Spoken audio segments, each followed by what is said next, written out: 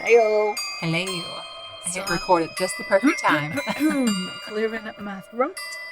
Let me clear my throat. Gosh, that's such a great song. Man. I haven't heard that in so long. No. It's probably going to have to be played later. Okay. Yeah. Okay. Hi. Hey. Hello, everybody. Hello, my name is Kara. This is Megan, and we're with the Witches, Magic, Murder, and Mystery podcast. Hello. Super professional here. Happy Tuesday. Happy Tuesday. Kara's got A doozy. an alien story. Yeah. We're on an alien kick. We are. I mean, I don't know that there's like humanoid creatures or anything, but there's a giant UFO with some hieroglyphics. That's a great word. That's going to be so fun to say later. Wow. I wonder if somewhere there's a list of all the words that we've mispronounced on this podcast. I need somebody to make a map of that Yeah. instead of the locations that we do our episodes from. That'd be great. That'll be so good. Let's see. Do we have anything else before you get in? I guess so. Just become a Patreon member. Oh, yeah. So we got the new Patreon perks starting in February. Oh, my gosh. It's really exciting. So we'll put them in the show notes so that you guys can see what they are. I think that's it. Okay. All right, I'm ready. diving in. Deep dive. Okay, 1965 UFO sighting in Kecksburg, Pennsylvania. Kecksburg? Kecksburg, Pennsylvania. I may not be saying it right at all, but this is what I'm going with. I'm sure you're right. I'm 100% positive Absolutely. that I might be right. We're just going to own it. Yeah. Just we're never owning wrong. it. Yeah, no. Okay, December 5th, 1965. Some eyewitnesses described an unknown fireball. Fireball. Yeah, they said it was a fireball. I wish I didn't know liked Fireball either sometimes. No, I haven't had Fireball in years, No. but I used to enjoy it. Oh, I met a girl at that wedding I went to who puts Fireball Stop it. in like Mm-mm. everything. Like, that gave me the chills just now. I hope she's listening. I don't even want to say her name because I don't know if she would be like, Megan. I'm just saying, she really likes it, and she puts it in literally, she'll mix it with Mountain anything. Dew? Yeah. No. I think she even said Sprite. She listed off a Stop few it. sodas, and I was like, what? No, Okay. no, I don't approve. I Good. do not approve. Like yours, they said it was under intelligent control, and it veered somewhat in Ohio toward the Quaker state. One of the first official reports came from a Frances Kalp. She had called into a radio station, WHJB, in Greensburg around 6:30 p.m.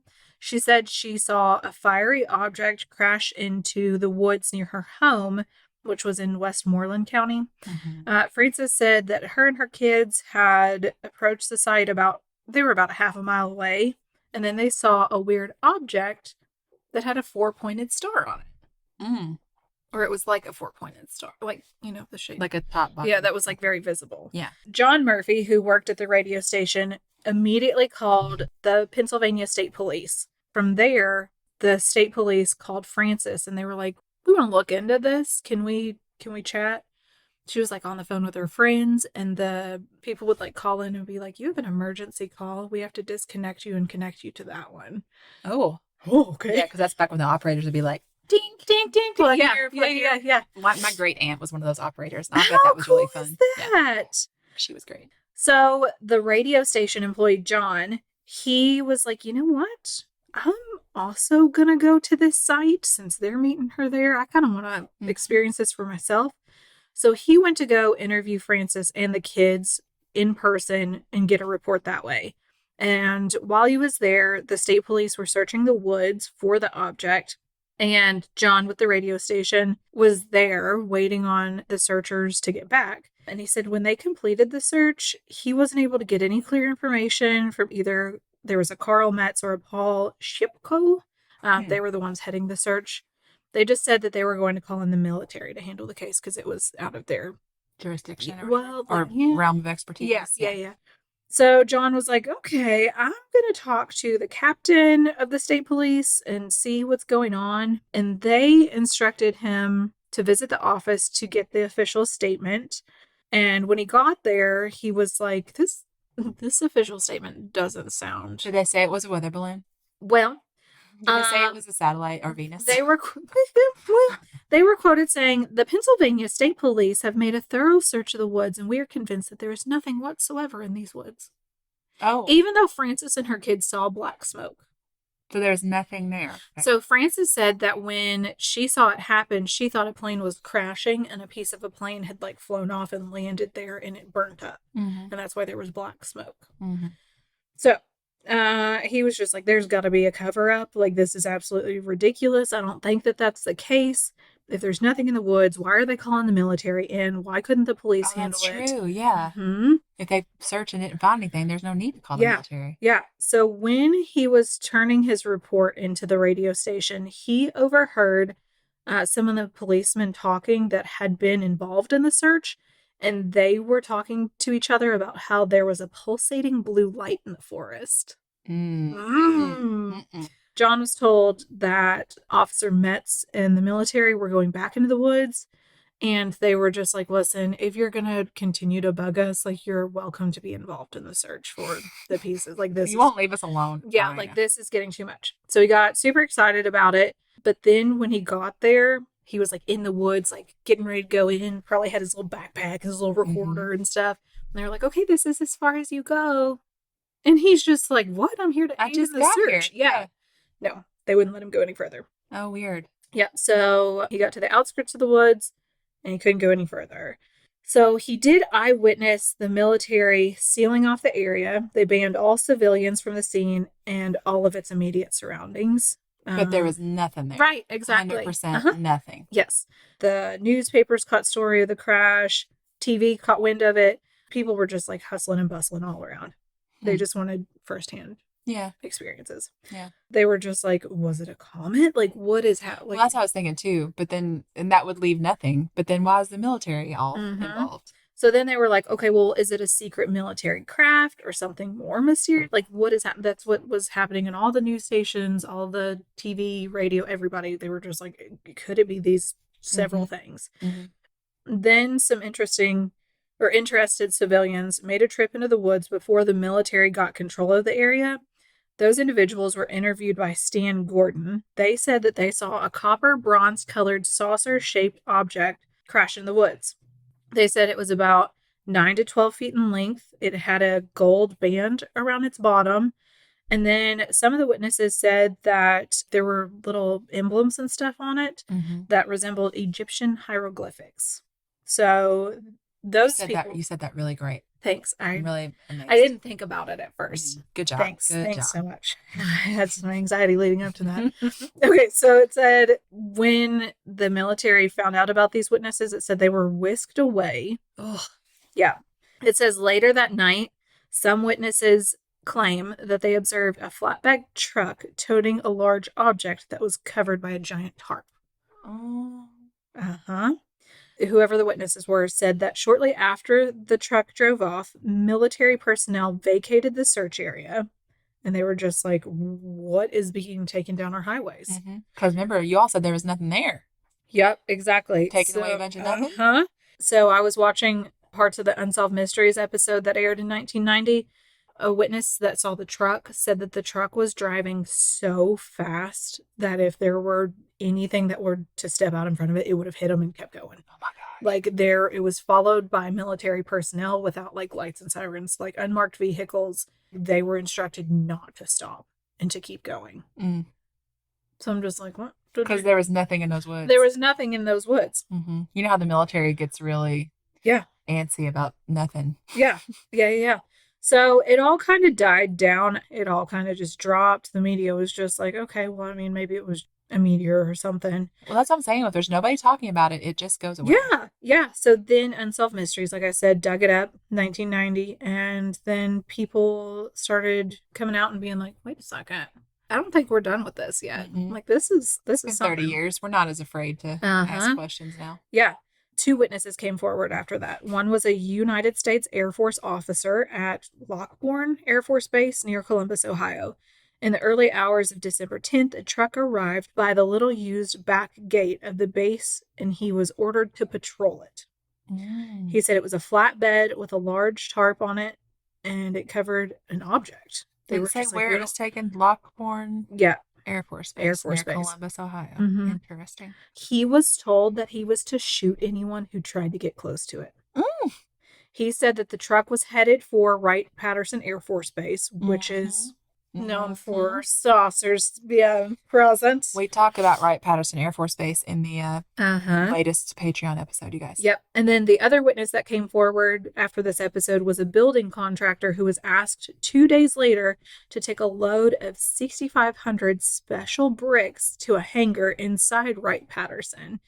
He snuck a look inside the hangar, said he saw a bell-shaped device some 12 feet high sitting there. He said there were several men wearing white anti-radiation style suits and they were inspecting the object. And you guys, if you're on the Patreon and you've heard my episode about the Wright-Patterson Air Force Base, this story wasn't even part of all the things I told you. Yeah. He said that after he was escorted out, he was told that he had just seen an object that would become common knowledge within 20 years' time. We still don't know about it. Unfortunately. No. So there was a Stan Gordon in 1990, who was a researcher from the Pennsylvania Association for the Study of the Unexplained.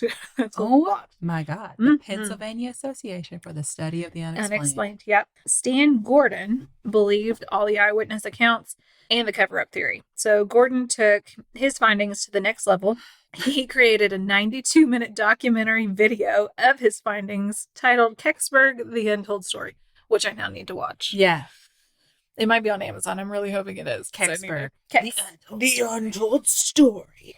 So then people start putting out all these theories, skeptics, debunkers, all these people saying that it was a Russian Venus probe, but then it was rejected by the American and Russian governments. They were all like, no.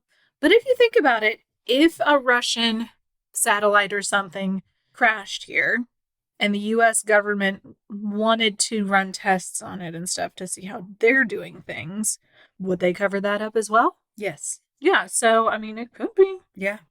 The government will cover up everything. Exactly. The widow of John Murphy, the radio guy, said that shortly after his death, she publicly stated that her husband had been one of the first on the scene and that he had actually photographed the craft. Oh, so he did see it. It said that these snapshots were confiscated by military officers, and John was instructed not to discuss what he knew unless he wanted to suffer severe consequences.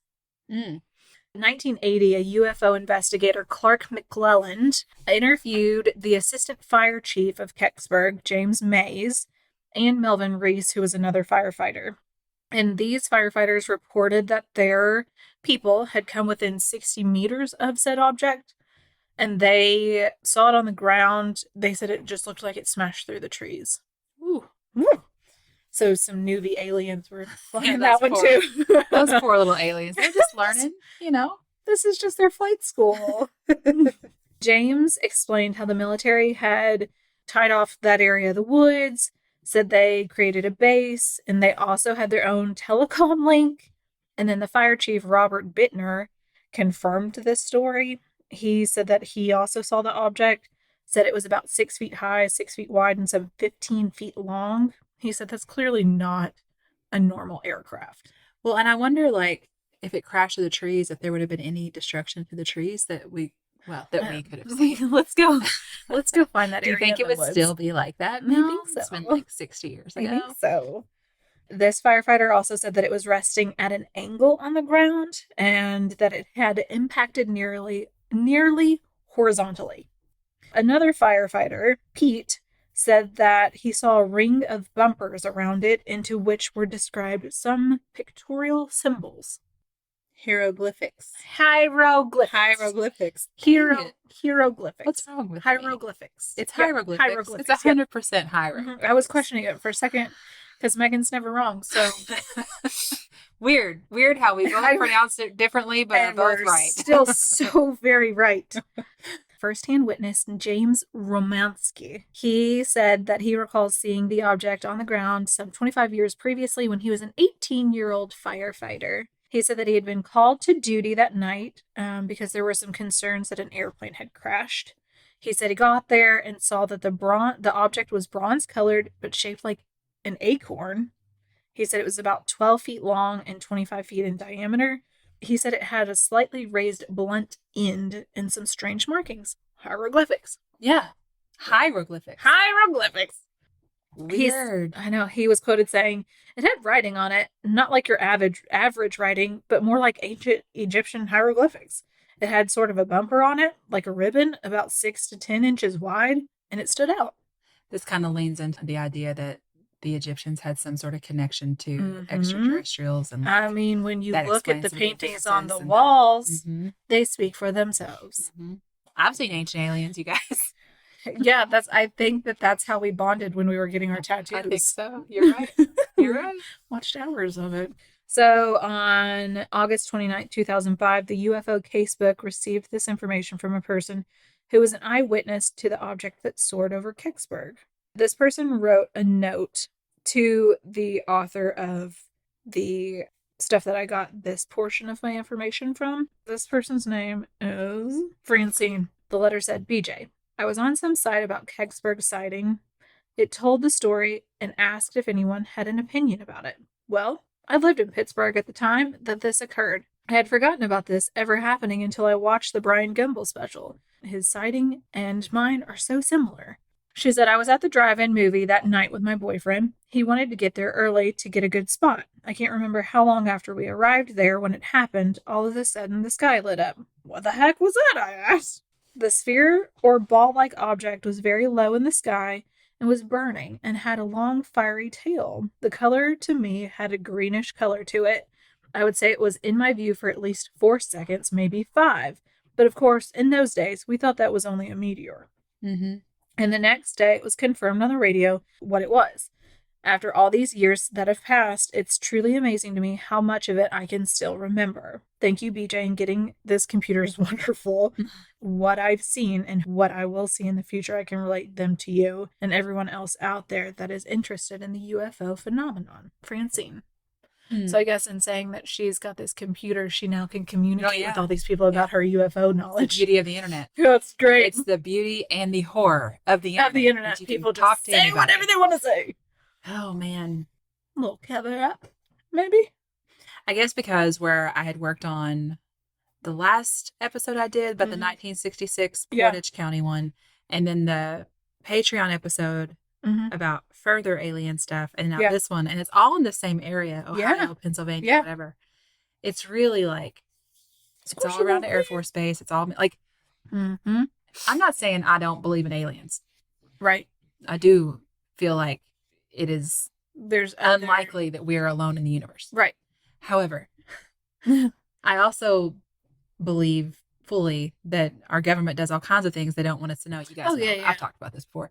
But like, especially in that time period, with all the stuff that was going on with the Soviet Union and all of I think that's why Area 51 is out there in the middle of the desert where they know there won't be a lot of witnesses around. Right. Because all this stuff started happening and they realized, like, we can't test these objects in populated areas because then everybody thinks there's aliens. Well, and also maybe it crashed because we did have like military officers driving it and they don't know how to drive a UFO from outer space. That's the other thing. It could also be aliens, but I think it's probably a mixture of both. Yeah. I almost feel like if you see it, if there's evidence of it, it's not aliens. Right. That's my theory. Yeah. They're not dumb enough to get caught. Right. They want you to. Even the newbies. Yeah. Even those BB ones. I don't know what I would do if I actually saw something I thought was a UFO. What would we do if we were just sitting here and an alien walked into the coffee shop? I mentioned my friend before who was like, serious phobia of aliens. And I always thought that's such a strange phobia to have because it's so like unlikely. Yeah. Like our fear of how there are we're gonna have to sit in the exit row and save people. Likely. Or there's creatures that are gonna eat us in the water. In the rivers and the lakes. There's definitely man-eating creatures. Catfish. Yeah. Or things we don't even know about yet. Right. Those are valid. Those are legitimate. Yeah, oh, for sure. Yeah. But a phobia about aliens is just like, it's like doing? A phobia of dinosaurs. I don't know. Anyway. Anywho. I do love a good alien story, though. I do, too. Thank you guys for listening. Yes, we love you all so much. If you would like to reach out to us, you can find all the contact information. In every bit of the show notes. Yep. And also, you should join our Facebook group. You really should. And you should join the Patreon. You really should. Both are a good time. We'll love you regardless, but you should. Absolutely. All right. Goodbye. Goodbye.